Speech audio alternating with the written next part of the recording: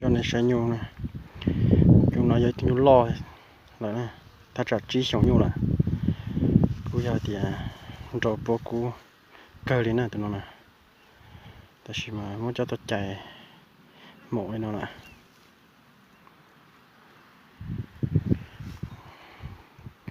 bao nhiêu là cho tôi trọi nó nè, cho tôi trọi nó chạy mộ nó, thì sửa đu tròn sửa đu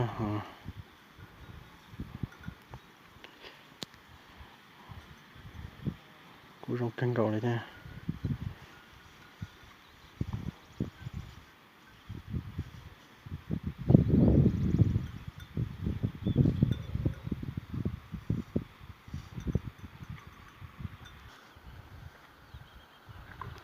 Tôi hàng sò này tôi miệng nhung nhá la này, mua tôi nhung nhá la cho tôi chạy vậy này tụi nó này, tại tụi đây nó này, sò nó muốn đâu cân cầu thế này, ta tỏ một lối xuống nhung, rồi thổi vào làm lên nè, cứ giờ thì cú dùng cân cầu thế, lo xe cơ nè.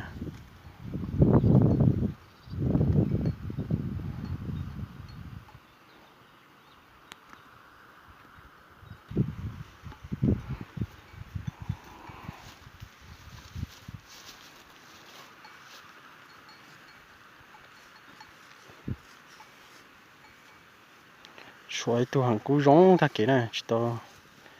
cho nên mình sai ta chỉ mà nhớ đâu sát sát tí nè, nhói lần đâu sát tí